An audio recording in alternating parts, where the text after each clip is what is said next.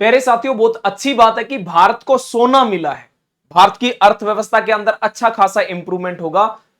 क्या जो मीडिया पर दिखाया जाएगा, क्या सारा का सारा वो सच होगा? ये बहुत सारे सवालों को खड़ा कर देता है। सबसे पहला सवाल तो यही होगा, क्या उड़ीसा के जो आम लोग हैं, क्या इस सोने का उनको कोई लाभ मिलेगा?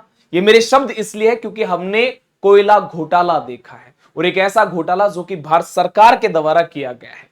आज जो मेरे पीछे जो मैप देख रहे हैं, ये वो वाली जगह है जिसको देवगढ़ कहा जाता है। यहां पर जो है काफी टन जो है वो सोना मिला है। लगभग 20,000 किलो सोना जो है वो यहां पे मिला है, और इसका सारा का सारा जो क्रेडिट जाता है वो जाता है जियोलॉजिकल सर्वे ऑफ इंडिया। काफी लंबे समय से ये रिसर्च कर रहे थे कि कुछ ना कुछ यहां पर है, और इनको बहुत अच्छी जो है वो उपलब्धि जो है हासिल हुई है। तो सबसे पहली बात तो ये बहुत अच्छे एक गुड संकेत है हमारे लिए कि उड़ीसा के अंदर जो है लगभग 20,000 किलो सोना पाया गया है।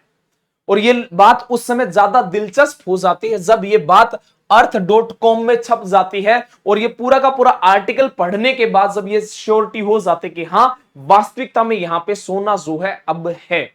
अब इस बात में भी पुष्टि हो जाती कि आज हर एक मीडिया चैनल के ऊपर यह बात आ चुकी थी, परंतु काफी सारे सवाल खड़े हो जाते हैं।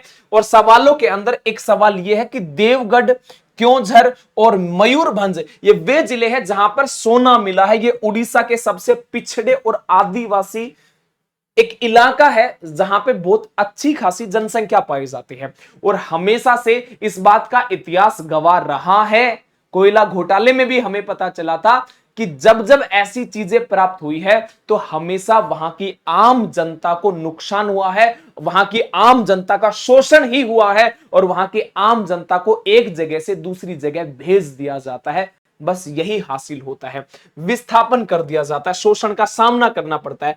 क्या हमारी सरकार ये इस बार सुनिश्चित करेगी कि इस सोने से होने वाली जो कमाई होगी, उस कमाई का एक छोटा सा ही सही एक हिस्सा जो है इस इलाके के विकास के लिए, स्कूल के लिए या फिर अस्पतालों के लिए कोई काम आएगा?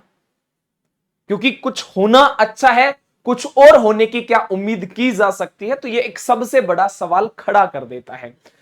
अलग अलग न्यूज चैनलों पे अलग अलग खबर आ जाती है।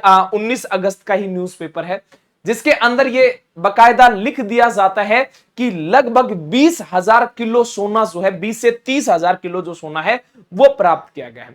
हालांकि अगर देखा जाए, पिछले साल की बातें की जाए, भारत ने जो सोने का आयात किया था वो 700 से लेकर 800 टन था। हमारे देश के अंदर जो सोना पाया जाता है वो लगभग 10 से लेकर 20 टन है, जो कि न के बराबर है। मतलब हमें आयात ज्यादा करना पड़ता है, 700 से 800 टन। तो कम से कम वो सोना जो ज्यादा लेना पड़ता था, अब थोड़ा सा रिलैक्सेशन हमें पड़ेगा कि 20 से लेकर 30,000 किलो सोना अब हमारे देश में ही है। रोजगार के नए नए अवसर भी पैदा हो सकते हैं, इसके ऊपर भी हम आगे विचार करने का प्रयत्न करेंगे।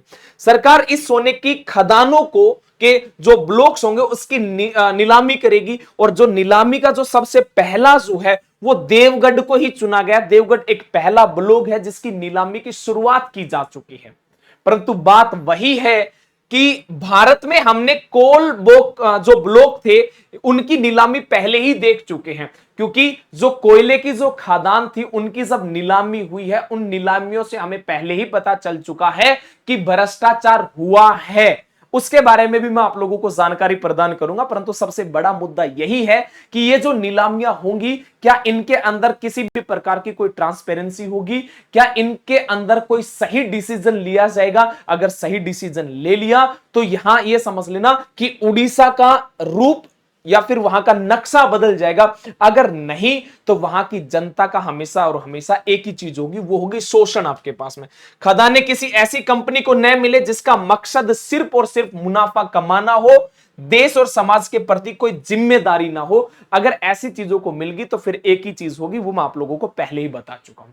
बातें हम कोयले वाली भी कर लेते हैं, क्योंकि कोयले वाली में भ्रष्टाचार हुआ था, नीलामी तो वहां पे भी हुई थी। कैग की एक रिपोर्ट के अनुसार, ये जो है विकिपीडिया पर भी आप लोगों को डेटा मिल जाएगा, भारत सरकार पर यह आरोप लगाया था कि देश के कोयला भंडार मनमाने तरीके से निजी एवं सरकारी आवंटित कर दिए गए थे, जिसे सरकार को लगभग 2 लाख करोड़ रुपए का नुकसान हुआ था। एग्जैक्ट फिगर है 1.6 लाख करोड़ रुपए का। 2004 से लेकर टिल अब तक की बातें की गई हैं। तो अब की बार ये थोड़ा सा ट्रांसपेरेंसी होना जरूरी है कि किसी ऐसे लोगों के हाथों के अंदर चीजें न चली जाए जिस लोगों का भारत के प्रति किसी भी प्रकार का मोह ही ना हो। बातें अगर कीज हैं आपके पास में, बातें अलग अलग चीजों में अलग अलग चैनल पे अलग अलग तरीकों से लिख रखा है। ये टाइम्स ऑफ इंडिया की कटिंग है जिसमें यही बता रखा है कि उड़ीसा का अब जैकपॉट जो है वो लग चुका है। अब जैकपॉट किस प्रकार से आगे वर्क करेगा ये भी देखेंगे, परंतु बातें बहुत सारी हैं और उन बहुत सारी बातों में है कि उड़ीसा का ये जो गोल्ड जैकपॉट असल में एक दो धारी तलवार की तरह है। यह वास्तविकता है। क्यों है? क्योंकि इसे सही योजना, पारदर्शिता और ईमानदारी के साथ निकाला गया। अगर अच्छे ढंग से अगर निकालते हैं तो यह उड़ीसा की तस्वीर बदल देगा, हजारों रोजगार पैदा करेगा, भारत की अर्थव्यवस्था को मजबूत कर देगा। अगर इसका उल्टा होता है तो यह कुछ कंपनियों को फायदा पहुंचाने के लिए होगा, पर्यावरण को, समाज को भारी कीमत इसकी चुकानी पड़ सकती है, क्योंकि यहां पे ढेरों सारा पोल्यूशन भी होने जाएगा। और जब पोल्यूशन होगा तो कहीं ना कहीं उड़ीसा को भारी भरकम नुकसान भी उठाना पड़ेगा अगर ये किसी और जो है लोगों के हाथ में चला गया, जैसे कि कोयला खदान गई थी। ठीक है जी। तो अब ये पूरी तरह से सरकार की नीतियों और नियत पर निर्भर करेगा कि हमें बस हम और आप क्या कर सकते हैं, लोगों को जागरूक कर सकते हैं कि किस प्रकार की क्या क्या चीजें होंगी।